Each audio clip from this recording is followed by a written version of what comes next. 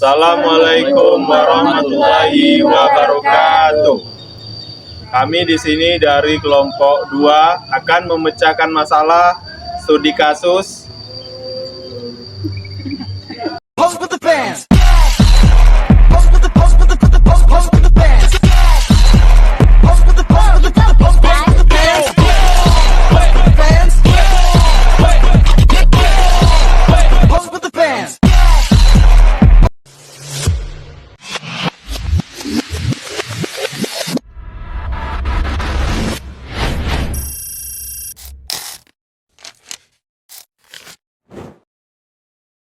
Baik, sebelum kita masuk ke dalam analisis kasusnya, terlebih dahulu kita pahami apa sih itu MEKSI dan tentang apa MEKSI 2019-2024 ini.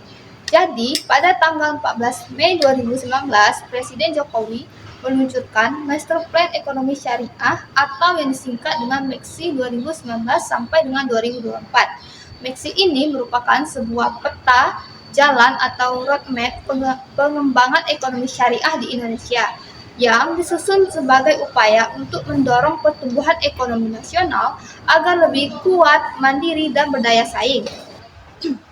Nah, MEKSI menekankan bahwa ekonomi syariah tidak hanya berbicara tentang sektor keuangan saja, tetapi juga harus melibatkan sektor real. Karena itu, ada beberapa bidang yang menjadi perhatian, seperti makanan dan minuman halal, pariwisata halal, fashion muslim, media dan rekreasi halal, hingga farmasi dan kosmetik halal. Seluruh sektor tersebut diintegrasikan dalam suatu sistem ekonomi yang berbasis pada prinsip-prinsip syariah. Master Plan Ekonomi dan Keuangan Syariah atau MEKSI 2019 sampai 2024 adalah Indonesia yang mandiri, makmur, madani dengan menjadi pusat ekonomi syariah terkemuka dunia.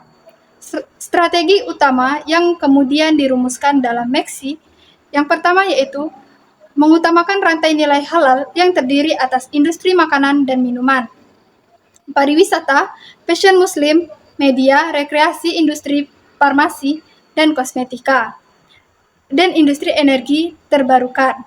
Yang kedua yaitu menguatkan keuangan syariah sebagai fondasi pendukung bagi pengembangan sektor halal.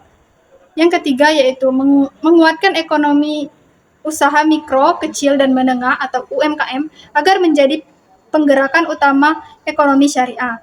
Yang keempat yaitu mengutamakan ekonomi digital yang memungkinkan UMKM halal memanfaatkan e-commerce untuk menembus pasar lebih luas. Baiklah, di sini saya akan menjelaskan materi analisis keberlanjutan. Yang pertama, basis konsumen produk halal yang sangat besar dan permanen. Indonesia memiliki lebih dari 230 juta penduduk muslim, sehingga kebutuhan akan produk halal tidak akan surut. Yang kedua, dukungan regulasi pemerintah yang semakin nyata, percepatan sertifikasi halal, penyediaan pembiayaan syariah, dan berbagai program pemberdayaan UMKM halal menjadi jaminan keberlanjutan sektor ini. Yang ketiga, transformasi digital yang sudah menjadi gaya hidup. Pandemi COVID-19 mempercepat peralihan konsumen ke belanja online. Yang keempat, pasar halal global yang terus berkembang, tidak hanya negara-negara mayoritas muslim seperti Malaysia atau Timur Tengah, tetapi juga Eropa dan Amerika mulai meningkat permintaan produk halal. Yang kelima, tantangan yang tetap ada. Sertifikasi halal harus dipenuhi, literasi digital pelaku usaha perlu ditingkatkan, dan persaingan dengan pemain besar harus dihadapi dengan strategi branding yang kuat. Selain keberlanjutan, masuk juga e-commerce ke produk halal yang memberikan keuntungan yang sangat signifikan bagi UMKM. Keuntungan tersebut dapat dijabarkan sebagai berikut: 1. Akses pasar yang lebih luas. 2. Efisiensi distribusi. 3. Peningkatan citra merek. 4. Dukungan pemerintah yang konkret. 5. Potensi ekspor yang menjanjikan. Yang terakhir, keuntungan jangka panjang. Adapun penjelasannya sebagai berikut. Pertama, akses pasar yang lebih luas. E-commerce membuka jalan bagi UMKM untuk menjangkau konsumen tidak hanya di tingkat lokal tetapi juga di tingkat internasional. Yang kedua, efisiensi biaya distribusi. Melalui penjualan langsung ke konsumen, UMKM dapat memangkas biaya distribusi. Yang ketiga, peningkatan citra merek. Dengan label halal, kita bisa meningkatkan kepercayaan konsumen. Yang keempat, dukungan pemerintah yang konkret. Dengan diberikan pelatihan, UMKM halal dapat meningkatkan daya saing.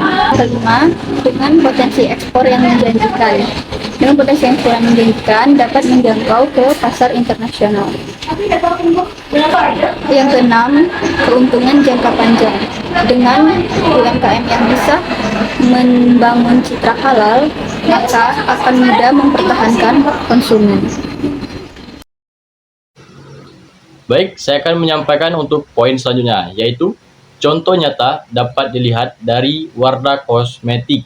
Pada awalnya, banyak yang mengira kosmetik halal hanya tren sesaat dan sulit bersaing dengan merek impor.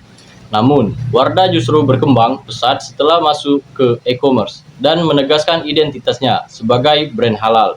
Dengan strategi digital yang tepat, Wardah berhasil memperluas pasar, meningkatkan penjualan, membangun citra merek yang kuat hingga menembus pasar internasional. Kasus Wardah membuktikan bahwa produk halal di e-commerce bukanlah tren sementara, melainkan kebutuhan permanen yang berkelanjutan, serta mampu memberikan keuntungan yang besar.